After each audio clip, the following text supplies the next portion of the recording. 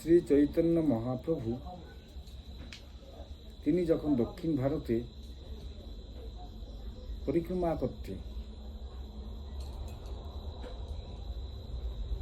জীব উদ্ধারের জন্য পরিক্রমা করতে দক্ষিণ ভারতে গেলেন, তখন শ্রীমন মহাপ্রভু গোদাবরীর তীরে রায় রামানন্দের সঙ্গে দেখা হয়েছিল এবং সেখানে বসে প্রভুর সঙ্গে রায় রামানন্দের সঙ্গে যে কৃষ্ণ কথা আলোচনা হয়েছিল, সেই সময়টা, সেই সঙ্গটুকের নাম হল রায় রামানন্দ সঙ্গোৎসব। রায় রামানন্দের সঙ্গে ভগবান চৈতন্য মহাপ্রভুর যে কথা আলোচনা হয়েছিল, চৈতন্য মহাপ্রভু রায় রামানন্দে জিজ্ঞেস করেছিলেন যে প্রভু জিজ্ঞেস করলেন রায় রামানন্দের কাছে, কি বললেন যে পরশ্লোক সাধ্যেরও নির্ণয়। সাধ্য এবং সাধন কি? সাধ্য কি বস্তু, সাধন কাকে বলে?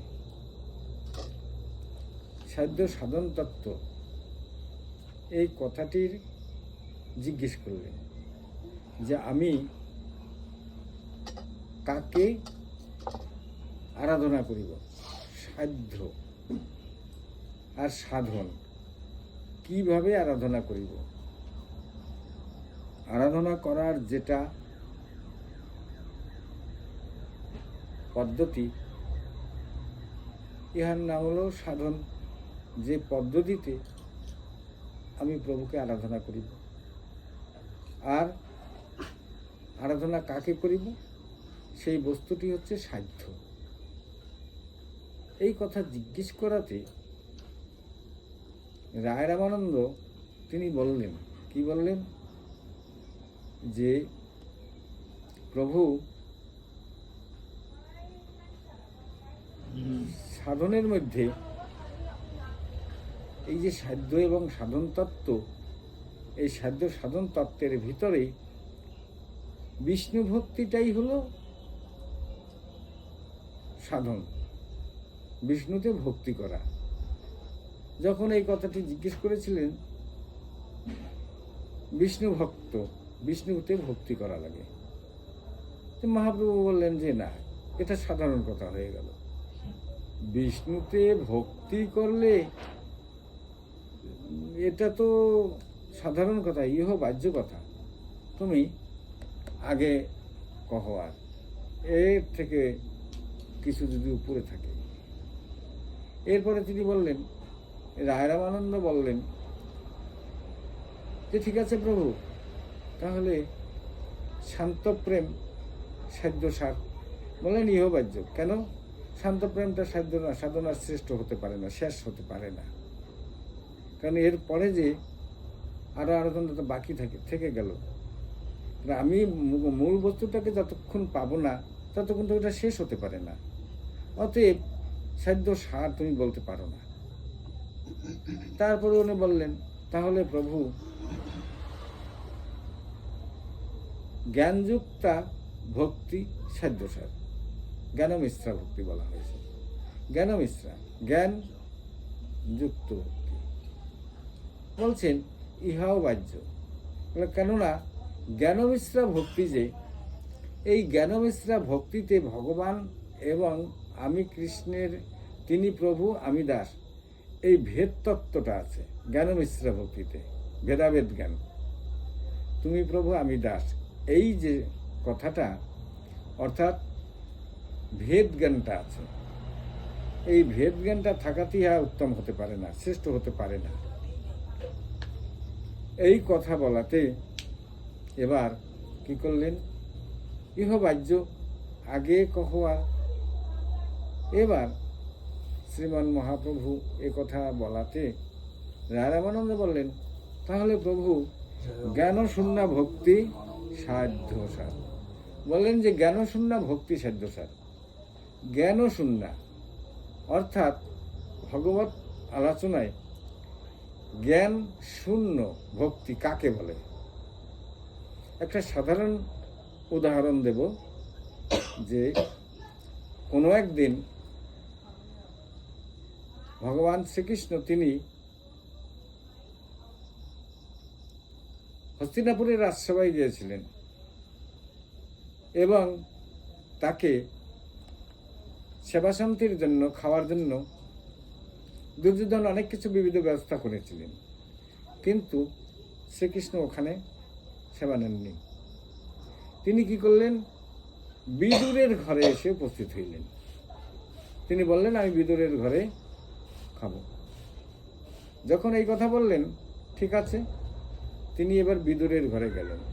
যখন তিনি বিদুরের ঘরে গিয়েছিলেন তখন বিদুর ঘরে ছিল না, কেননা তিনি তো আগে খবর দিয়ে আর আসেননি, তাই বিদুর জানেনও না। অতএব বিদুর তখন ঘরে ছিল না। বিদুর পত্নী তিনি ঘরে ছিলেন। এবার শ্রীকৃষ্ণ বিদুরের ঘরে গিয়ে ডাক দিলেন বিদুরকে। তখন বিদুর ঘরে নেই। বিদুর পত্নী তখন স্নান করতেছিলেন।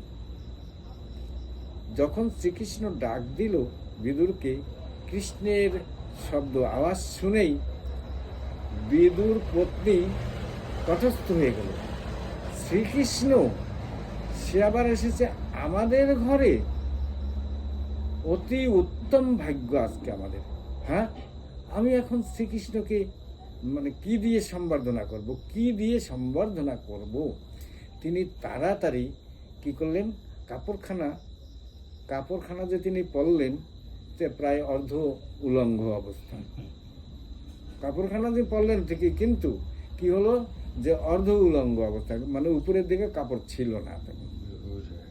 হ্যাঁ, এই অবস্থায় তিনি তাড়াতাড়ি বের হয়ে কৃষ্ণকে সম্বর্ধনা করলেন।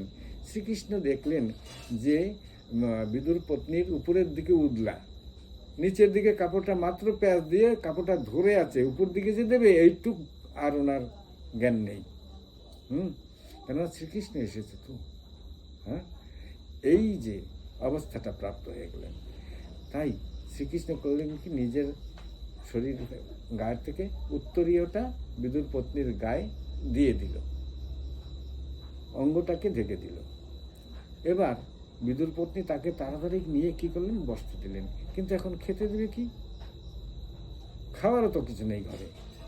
তখন তার মনে পড়ল যে ঘরে তো কয়েকটা কলা ছিল, পাকছে কিনা দেখি তো। এবার গিয়ে দেখে যে কলা কয়টা একদম সুন্দর, একেবারে পরিপক্ক হয়ে আছে।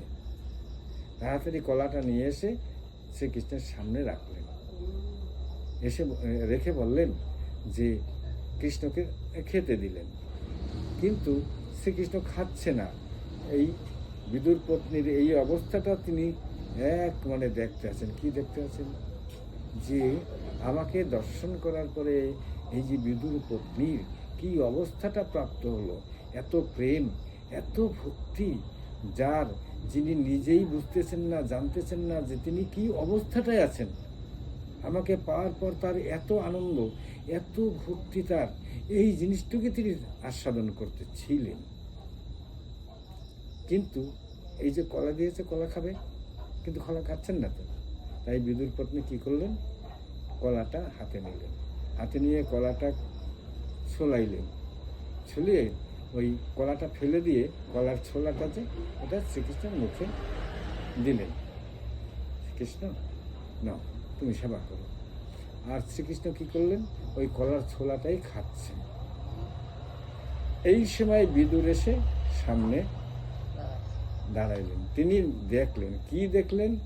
যে কলা মুখে না দিয়ে কলার ছোলাটা মুখে দিচ্ছে, কলাটা ফেলে দিচ্ছে।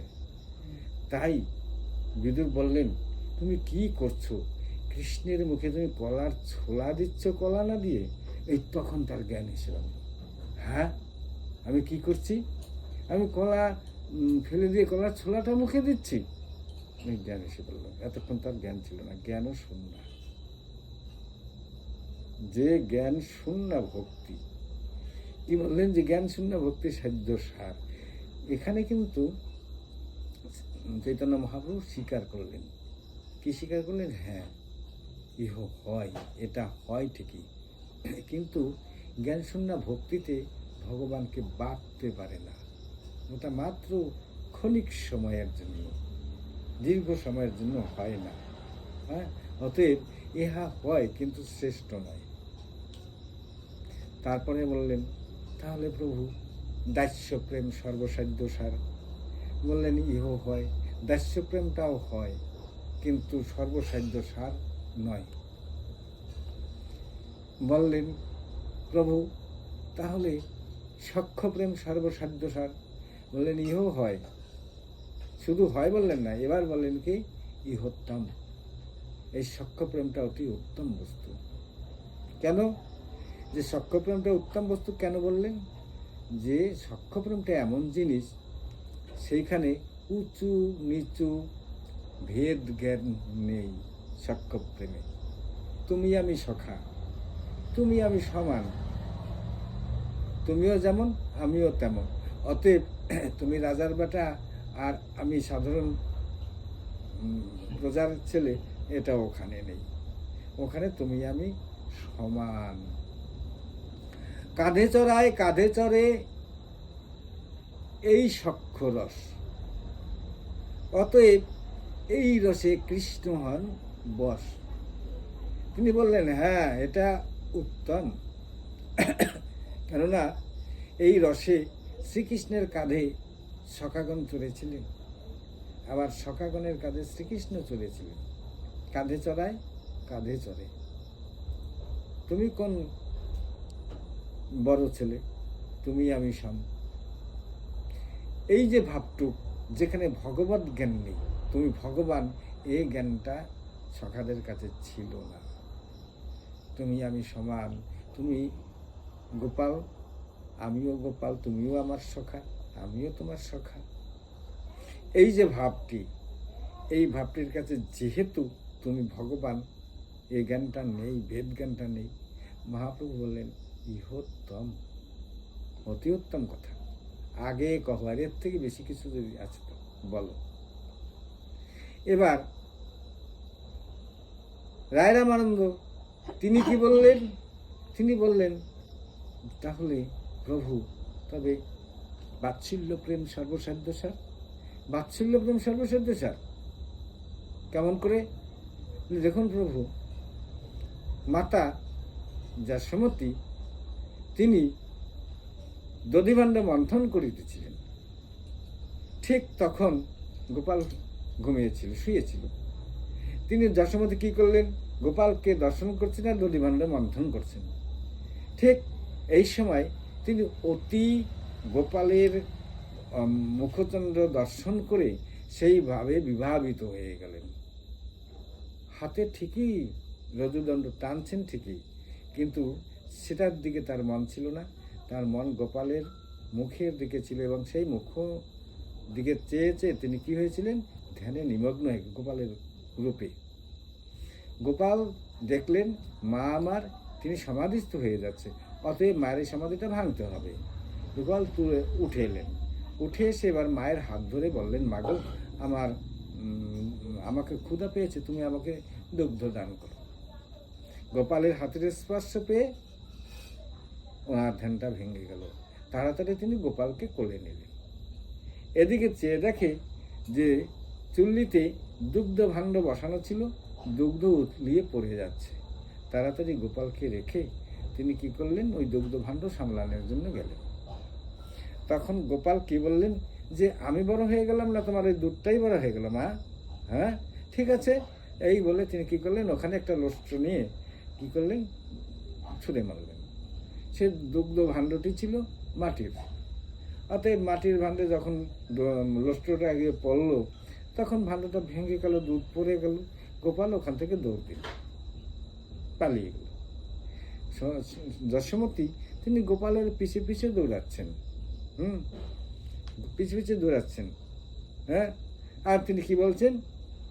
রে ধূর্তং তিষ্ঠ, তুমি দাঁড়াও, তুমি দাঁড়াও, আমি তো দৌড়াতে পারছি না, গোপাল আমি কি তোমাকে ধরতে পারবো না, আমি যে ক্লান্ত হয়ে যাচ্ছি। এই যখন মনোভাব নিলেন, ক্লান্তও হয়ে গেলেন যশোমতী, তখন তার কবরী থেকে ফুলের মালা খুলে মাটিতে পড়ে গেল। আর এই মাটিতে যখন পড়ল, তখন শ্রীকৃষ্ণ গোপালের যে পদচিহ্ন, সেই পদচিহ্নের উপরেই পড়ল। আর তখন গোপাল ওখানে দাঁড়িয়ে পড়লেন। আর যশোমতী গিয়ে কি করলেন, আস্তে করে গোপালের হাতখানা ধরলেন, ধরে কি করলেন, তাকে বাঁধলেন, তাকে পেটের মধ্যে বাঁধলেন, বেঁধে ওখানে একটা উদুখলের সঙ্গে আর এক অপোজিট সেট বেঁধে দিলেন। এভাবে বেঁধে রেখে বললেন, এবার তুমি থাকো, আমি আমার ঘরে কর্ম করার জন্য, অন্য কর্মের জন্য চলে যাই। এই কথা বলে চলে গেলেন কে, যশোমতী। এখানে কি, তিনি পুত্র তিনি, গোপাল ভগবান হয় না কি হয় হোক, তিনি আমার পুত্র।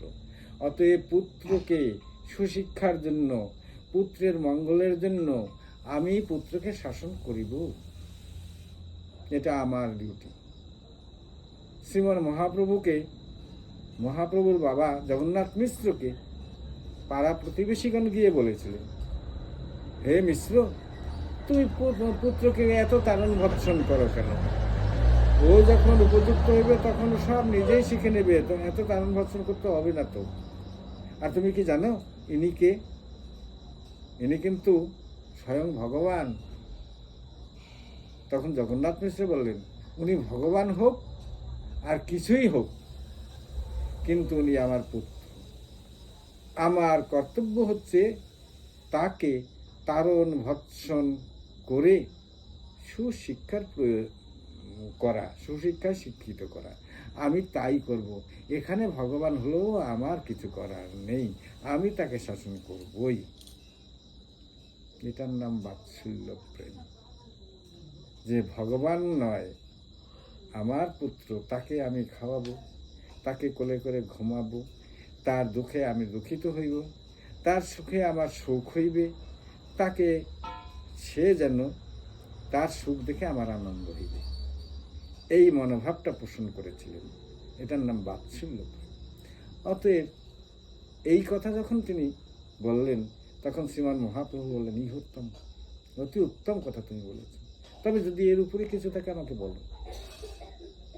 তারপরে তিনি বলেছিলেন, কি বলেছিলেন, কান্তা প্রেম সর্বসিদ্ধসার।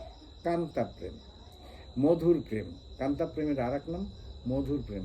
ব্রজ গোপিকাদের সঙ্গে ভগবান শ্রীকৃষ্ণের যে লীলা, এই লীলাটির নাম হচ্ছে কান্তা প্রেম বা মধুর প্রেম। এই মধুর প্রেমটার কথা তিনি বর্ণনা করলেন, বহুভাবে তিনি বর্ণনা করেছিলেন। এই যে মধুর প্রেমটি, সেই মধুর প্রেমটি কেমন, ভগবান শ্রীকৃষ্ণের উপরে গোপীগণ কখনো রাগ করল, কখনো আদর করছে, কখনো তার হাত ধরে নৃত্য করছে, কখনো তার সঙ্গে যে লীলাটি করছেন, এই লীলাটি কীরকম লীলা, যে লীলাটির কাছে কোনো রকম সংকোচ নেই, কোনো সংকোচ নেই লীলাটির কাছে। তিনি আমার বধূ, তিনি আমার সর্বস্ব, অতএব তার কাছে আমার সংকোচ কিসের? তার কাছে আমার কিছু সংকোচ নেই তো। তাই তো তিনি তারা গিয়ে বধূকে ধরে, গলা ধরে তাকে আলিঙ্গন করতে পেরেছিলেন, সংকোচ থাকলে পারত না।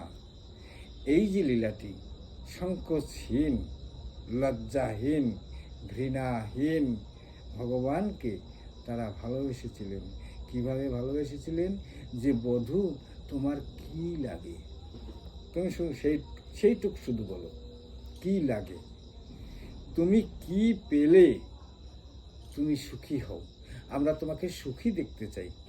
তাতে যদি আমাদের কিছু দুঃখ হয় তা তো হোক, ওগো যা হয় আমার হবে, তুমি কেন দুঃখ পাবে, যা হয় আমার হবে। প্রভু কৃষ্ণকান্ত শিরোমণি গোস্বামী তিনি কৃষ্ণ কথা আলোচনার সময় এই গানটি করেছিলেন। কোথায়? বর্তমান বাংলাদেশ, জেলা ছিল ঢাকা, জায়গাটির নাম কাঁসাভোগ। সেখানে বসে তিনি বকুল গাছের তলায় বসে, প্রত্যেক দিন বকুল গাছের তলায় বসে হরিকথা আলোচনা করতেন। বকুল গাছটা হলো অত্যন্ত পবিত্র, তার তলায় বসে যদি কেউ কৃষ্ণ কথা, ভজন, সাধন, গুণগান করে সেটা তাড়াতাড়ি সিদ্ধি হয়। বকুল গাছের তলায় বসে, গোড়ায় বসে যদি কেউ নাম মহামন্ত্র জপ করে, সেই মন্ত্র সিদ্ধ হয় তাড়াতাড়ি। এই বকুল গাছের গোড়ায় বসে তিনি হরিকথা আলোচনা করতেন। বহু ভক্ত প্রত্যেক দিন ওনার কাছে আসত। তখন তিনি বলেছিলেন, কি বলেছিলেন, যে ব্রজগোপীগণ শোনো শোনো, শ্রীকৃষ্ণের মাথায় মস্তকে ব্যথা হচ্ছে, ব্যথা কমছে না। তাহলে কেন কমছে না? ওঝাবৈদ্য তোমরা কিছু নাওনি? ব্রজগোপীগণ বললেন, না ওঝাবৈদ্য কিচ্ছু হবে না। কি হলে তিনি ভালো হবেন? বলছে যদি তোমরা তোমাদের পদধূলি দাও, সেই পদধূলি মাথায় দিলে তার মাথা ব্যথা কমে যাবে। তাই বুঝি, তাহলে নিয়ে যাও, দেরি করছো কেন? এই কথা বলে সব ব্রজগোপীগণ নিজের নিজের পায়ের ধুলা এবার নারদের হাতে দিতে আরম্ভ করল, নিয়ে যাও।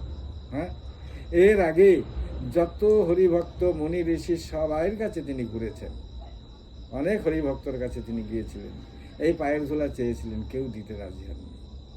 কিন্তু যখন বৃন্দাবনে গেল, ভগবান শ্রীকৃষ্ণের আদেশেই গিয়েছিলেন, তিনি ঘুরে গিয়ে বলেছিলেন আমি পাইনি। তখন বল, তুমি কি বৃন্দাবনে গিয়েছিলে? বলে না। তাহলে সেখানে একবার যেয়ে দেখো। এবার নারদ যখন বৃন্দাবনে এলো, বৃন্দাবনে এসে ব্রজগোপীদের কাছে বললেন, কি বললেন, যে দেখো তোমরা কৃষ্ণকে এত ভালোবাসো, তোমাদের বধূ যে রোগে মরছে। বলে কি হয়েছে? মাথা ব্যথা হয়েছে। তা ঠিক আছে, মাথা ব্যথা হয়েছে, কি দিলে ভালো হবে, কি করলে ভালো হবে? বলে যদি তোমাদের চরণধুলি দাও, সেই চরণধুলি মাথায় দিলে ভালো হয়ে যাবে, তাই নিয়ে যাও। এই কথা বলে প্রত্যেকের পায়ের ধুলি মানে ঝেড়ে ঝেড়ে নারদ মুনিকে দেওয়া। হ্যাঁ, যেখানে নারদ মুনি বলল, তোমরা কি পাপের ভয় করছো না? হ্যাঁ, তোমরা কৃষ্ণের মস্তকে চরণধুলি দেওয়ার জন্য চেষ্টা করছো, তোমার কি পাপের ভয় নেই? তখন প্রভু কৃষ্ণকান্ত শিরোমণি গোস্বামী ব্রজগোপীগণ কি বলেছিল, সেই কথাটা তিনি বললেন। কি বললেন? ওগো যা হয় আমার হবে, তুমি কেন দুঃখ পাবে?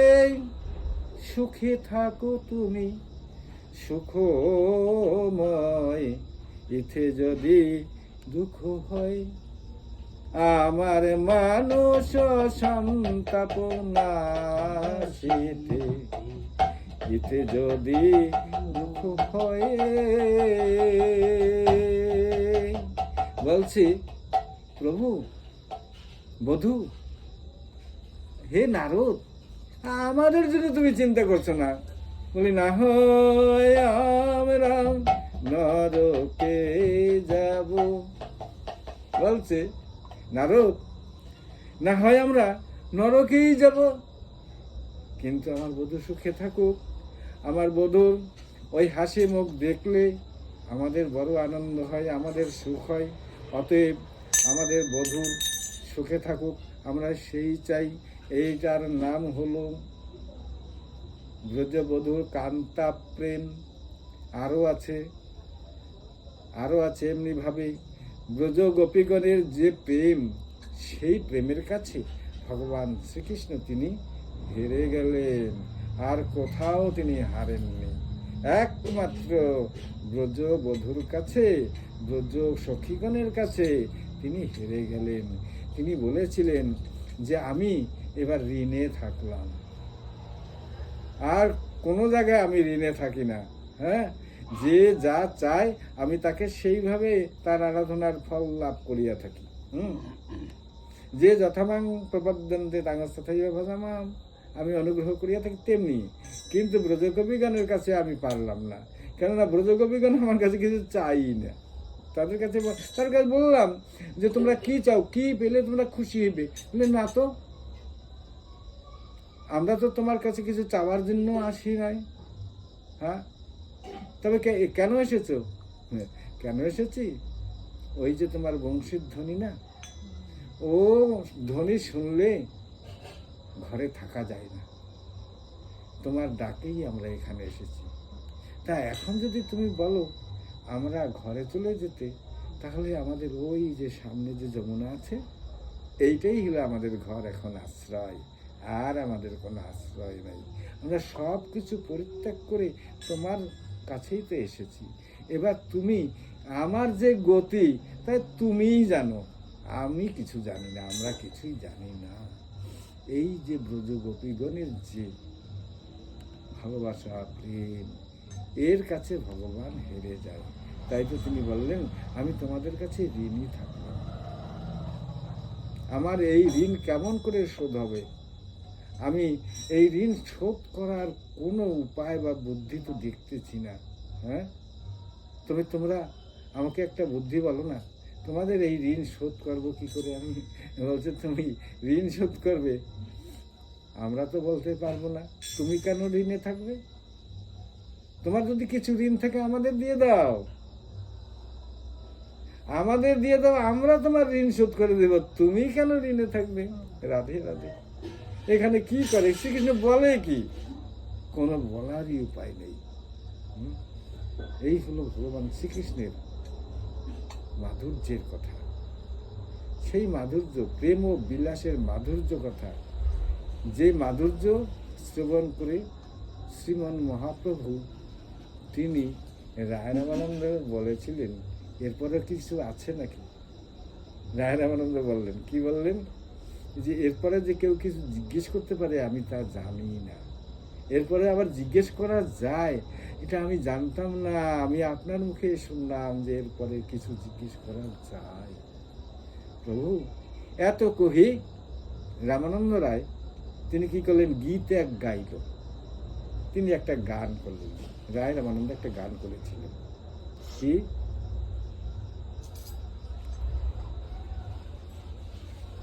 তিনি গান করেছিলেন, পহিলহি নয়ন ভঙ্গ হইল, তোমাকে দেখেই আমার চোখে একটুখানি ধরা মানে লেগেছিল।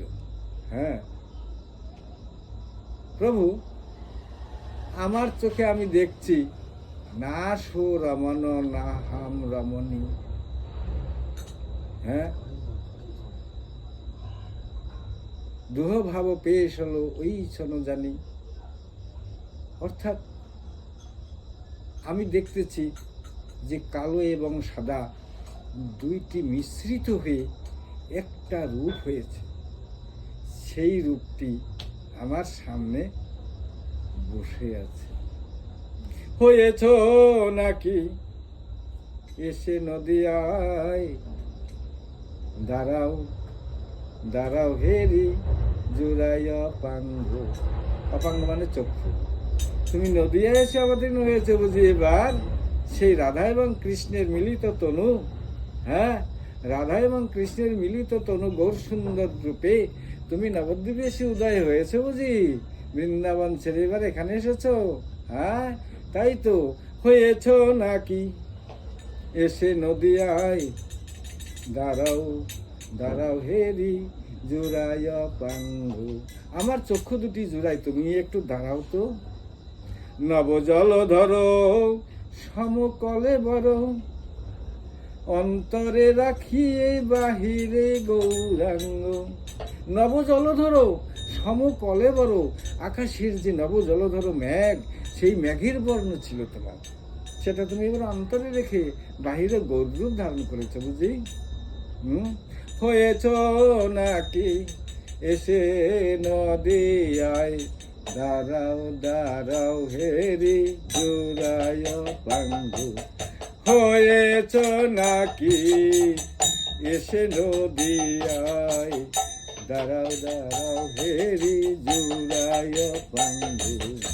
নবজল ধর সমকালে বার, নবজল ধর সমকালে বার, অন্তরে রাখি বাহিরে গৌরাঙ্গ। নবজল ধর সমকালে বার, অন্তরে রাখি বাহিরে গৌরাঙ্গ নব জলধর সমকালে বার অন্তরে রাখি বাহিরে গৌরাঙ্গ। তুমি এবার সেই কৃষ্ণরূপ অন্তরের কে বাহিরের রূপ গৌরূপ ধরেছ বুঝি? তবে দেখালে বা কত, দেখিলে বা কত, দেখালে বা কত, দেখিলে বা কত, কাদালে বা কত, কাঁদিলে বা কত, দেখালে বা কত, দেখিলে বা কত,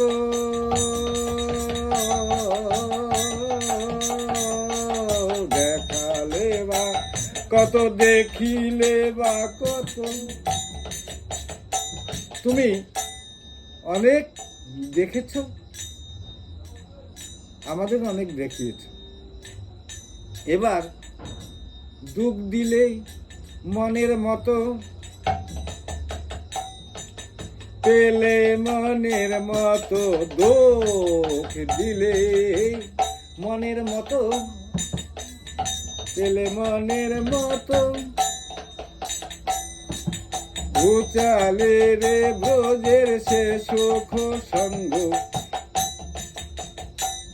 দুঃখ দিলে মনের মাতা, পেলে মনের মাতা, উচালে রে ব্রজের সে সুখ সঙ্গ। দুঃখ দিলে মনের মতো, পেলে মনের মতো, উচালে রে ব্রজের সে সুখ সঙ্গ। আমাদের বৃন্দাবনের যে লীলা, যে প্রেমরস, যে সুখ সঙ্গ ছিল, সব ফেলে দিয়ে তুমি চলে এসেছো এখানে। হ্যাঁ, তবে একটু দাঁড়াও, এই নতুন রূপটাকে একটু ভালো করে দেখে নেই। দাঁড়াও দাঁড়াও হেরি জোড়ায় পাঙ্গ, হয়েছ নাকি এসে নদিয়ায়। দাঁড়াও দাঁড়াও হেরি জোড়ায় পাঙ্গ, হয়েছ নাকি এসে নদিয়ায়। দাঁড়াও দাঁড়াও হেরি জোড়ায় পাঙ্গ।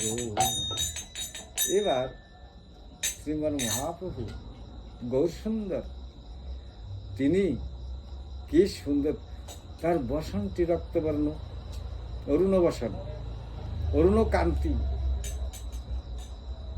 অরুণ কান্তি কে গো যোগী ভিখারি, অরুণ কান্তি কে গো যোগী ভিখারি। অরুণ কান্তি, তুমি কে যোগী ভিখারি? হ্যাঁ, মহাপ্রভু হেসে দিলেন। সামনে কে দাঁড়িয়েছিল? শ্রীদাম। এবার শ্রীদামকে বলছে, শ্রীদাম তুমি এসেছ, ভালো করেছ, এসো আমার সঙ্গে একবার। দেখো, আমি না এখন সেই কৃষ্ণবর্ণ পরিত্যাগ করে আমি গৌর রূপ ধারণ করেছি। আমার রাধারানীর কাছে একটা প্রতিশ্রুতি ছিল, আমি শ্রীমতী রাধারানীকে বলেছিলাম, আমি তেজে কালো বরণ করিব ধারণ, তোমারও অঙ্গেরও কান্তি, তব নাম নিয়ে কাঁদিয়ে কাঁদিয়ে অশ্রু জলে হব শান্তি। আমি তোমার এই রাধার কান্তি আমি ধারণ করিব, আমি গৌর হইব। হ্যাঁ, তো তুমি এসেছো, ভালো হয়েছে। আমি সেই প্রতিশ্রুতি রক্ষার জন্য এই গৌররূপ ধারণ করেছি। হ্যাঁ, তবে তুমি যখন এসেই পড়েছ, তবে এবার এক কাজ করো, ওগো শ্রীদাম, তুমি আমার সাথে একবার হরি বলো, আমার সাথে একবার হরি বলো। দুহাত তুলে বদন ভরে আমার সাথে একবার হরি বলো। দুহাত তুলে বদন ভরে আমার সাথে এবার হরি বলো। দুহাত তুলে বদন ভরে মোরে সাথে হরি বলো। দুহাত তুলে বদন ভরে রে এবার আমার সাথে হরি বলো। বলছে প্রভু আমি তো হরি বল জানি না, হরি নাম কেমন করে করতে হয়। তাই এবার মহাপ্রভু শিখিয়ে দিচ্ছেন। তিনি বলছেন, কি বলছেন? প্রভু কহিলাম এই মহামন্ত্র, আর প্রভু কহিলাম এই মহামন্ত্র, ইহা সবে জপ গিয়া, ইহা সবে জপ গিয়া করে নির্বাণ, আর ইহা সবে জপ গিয়া করিয়া নির্বাণ। এবার সংখ্যা রেখে যাব করো, সংখ্যা রেখে যাবে করো এই মহামন্ত্র, সংখ্যা রেখে যাবে করো, সংখ্যা রেখে যাবে করো। এই হলো আমার আদেশ, সংখ্যা রেখে জপ করিবে।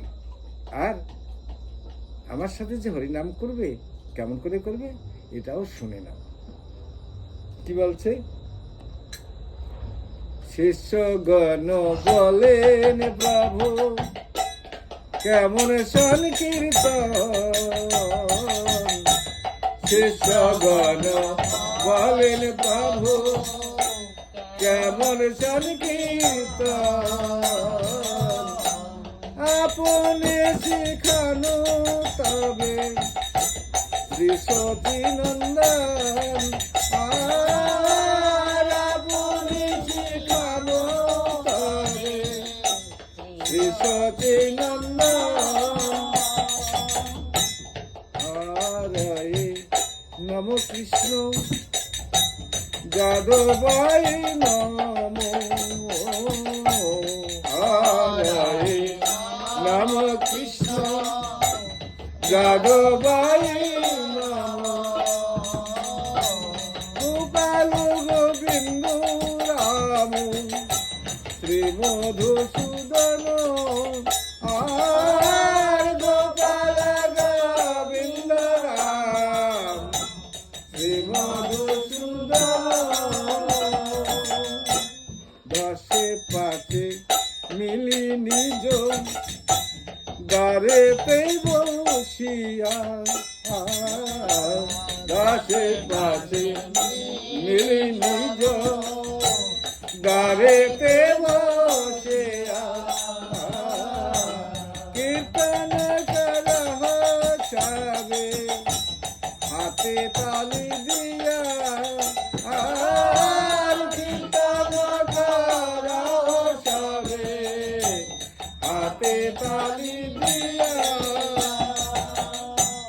হরে নম কৃষ্ণ যাদবায় নম, হরে নম কৃষ্ণ যাদবায় নম, হরে গোপাল গোবিন্দ রাম শ্রী মধুসূদন, হরে গোপাল গোবিন্দ রাম শ্রী মধুসূদন। এবার প্রভুর কাছে ইহা শ্রবণ করে সব ভক্তবৃন্দ কি করলেন? সকলে মিলে এবার কীর্তন আরম্ভ করলেন, নাম সংকীর্তন আরম্ভ করলেন।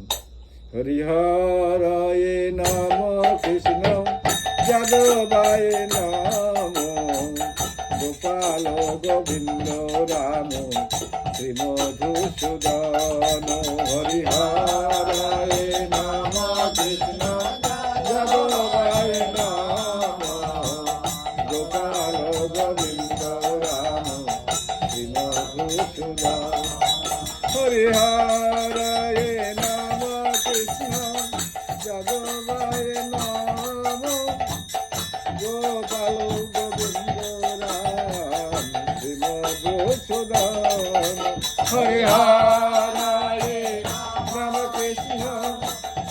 যাদবায় নম গোপাল গোবিন্দ রাম মধুসূদন হরে হরে নাম কৃষ্ণ যাদবায় নম গোপাল গোবিন্দ রাম শ্রী মধুসূদন হরে হরে নাম কৃষ্ণ যাদবায় নম গোপাল গোবিন্দ রাম শ্রী মধুসূদন হরি হরে নাম কৃষ্ণ যাদবায় নম গোপাল গোবিন্দ রাম শ্রী মধুসূদন হরি হরে নাম কৃষ্ণ যাদবায় নম গোপাল গোবিন্দ রাম শ্রী মধুসূদন রাধে রাধে রাধে